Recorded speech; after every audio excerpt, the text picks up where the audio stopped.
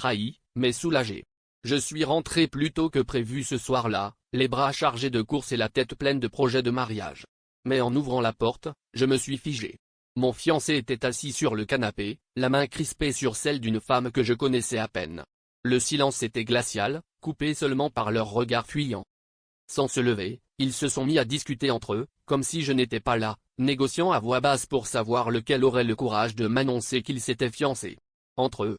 Derrière leurs mots hésitants, je sentais leur gêne, mais aussi une forme de soulagement malsain, comme s'ils attendaient ce moment depuis des semaines.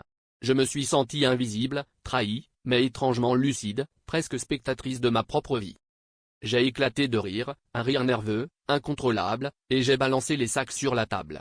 Mon fiancé a tenté de s'approcher, murmurant des excuses qui n'en étaient pas, tandis qu'elle détournait les yeux, le visage cramoisi.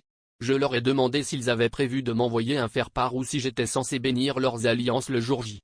La tension est montée d'un cran, des larmes de rage me piquaient les yeux. Mais au fond, ce n'était pas la trahison qui me faisait le plus mal. C'était ce sentiment d'être soulagé, moi aussi. Depuis des mois, je faisais semblant d'y croire, de croire en lui, en nous. Le vrai choc, c'était de réaliser à quel point j'avais laissé mourir notre histoire, sans même lutter. Ce soir-là, j'ai compris que je n'avais pas perdu un fiancé, mais une illusion.